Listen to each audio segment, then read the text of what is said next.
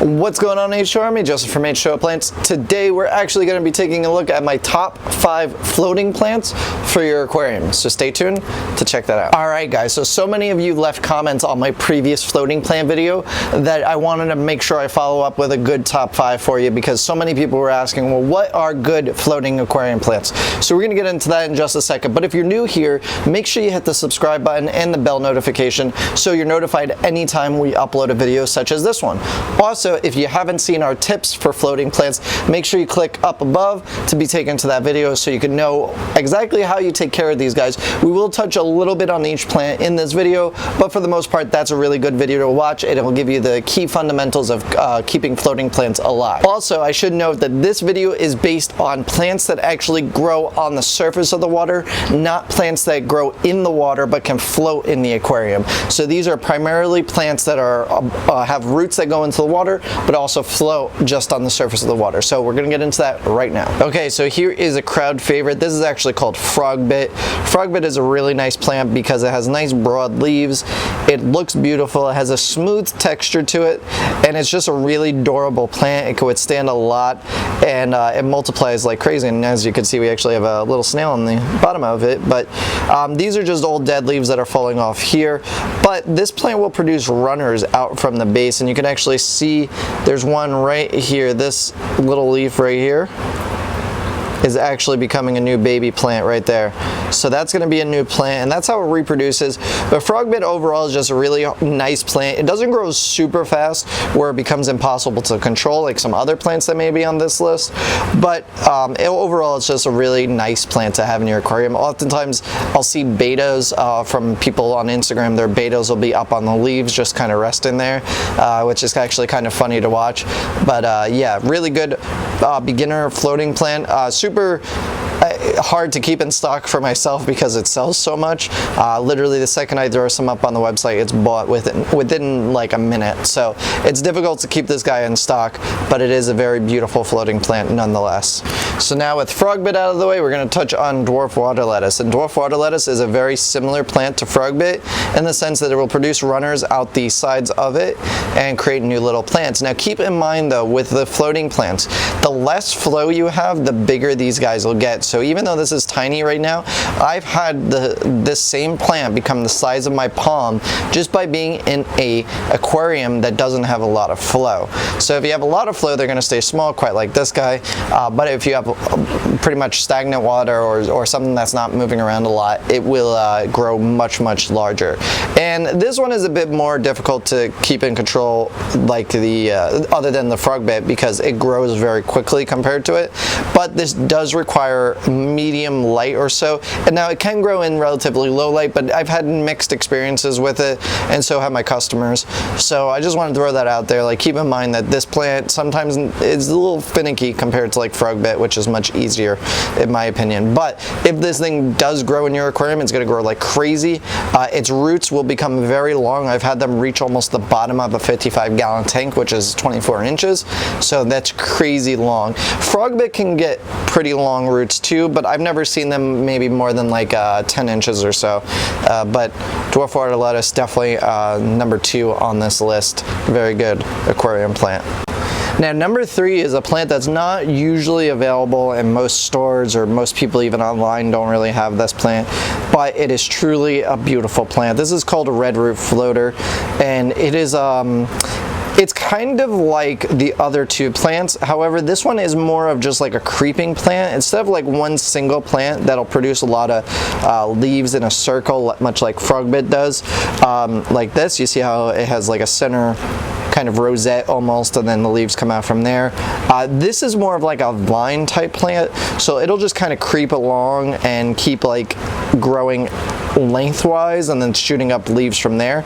But the thing with this plant is this will actually get red under really good light, and just naturally it has red roots, and I don't know how well that's going to show up on camera, but the roots are red, hence the name red root floaters, and you can see the bottom side, it is a red tone.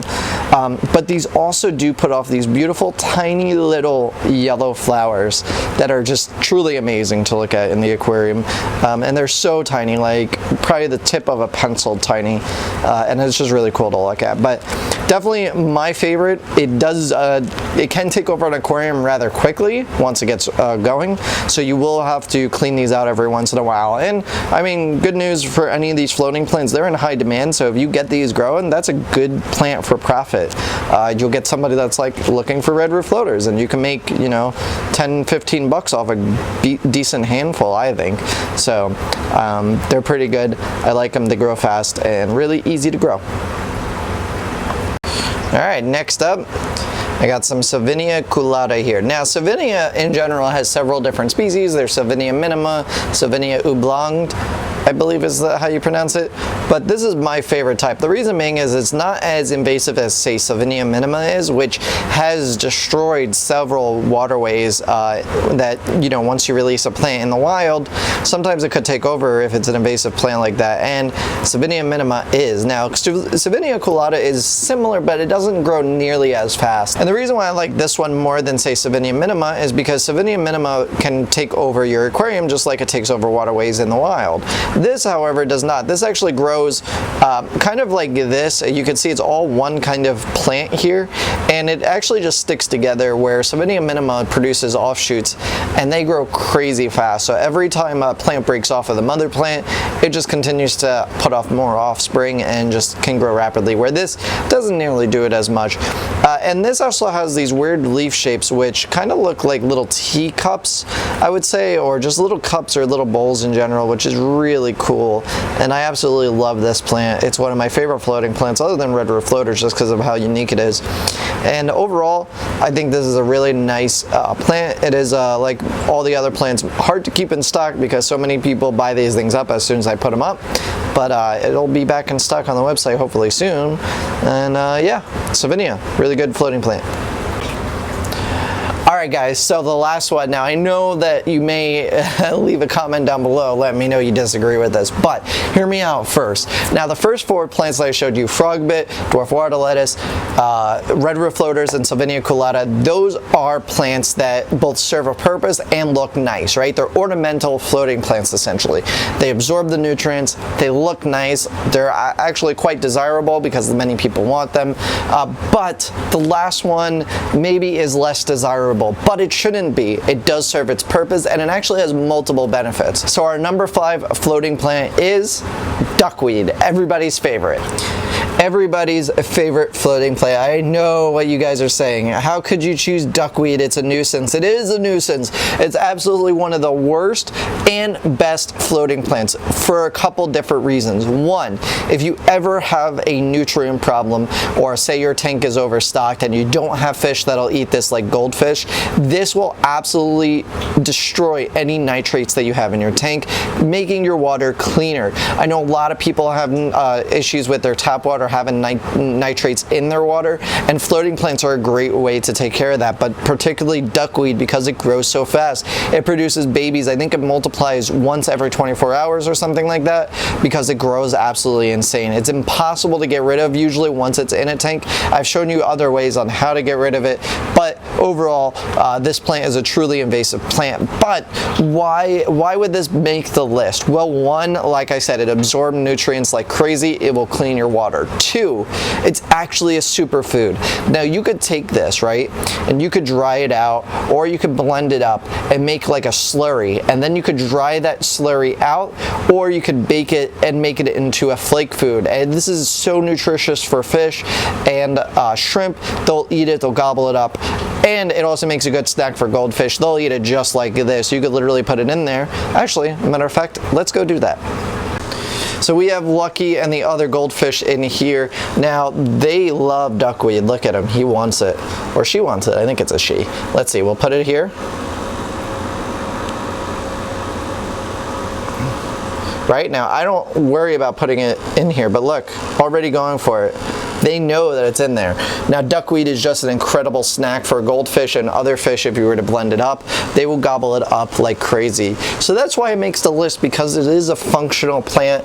It has multiple uses, and overall it's readily available, which I feel is good. You see these guys are already snacking on it.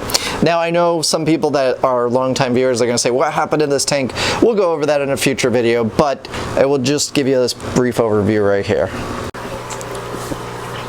Alright guys, and that's the end of the video. Leave me a comment down below, let me know what your top 5 floating aquarium plants are, and we'll just kind of take a look at everybody's list. But let me know if you think I'm also crazy for including duckweed on this list, or what you think about it. Now, there are several other floating plants out there. This is just only a couple of them. I have several other ones, but I feel like those aren't as readily available, where these most hobbyists do have, or as readily available amongst the forums and Facebook groups, even if I don't have it. The other ones, I honestly can't grow them fast enough. So these are ones that I have more often, and I think they're really good ones to start. So leave that comment, hit that like button as always, and I will see you guys on the next one. Later.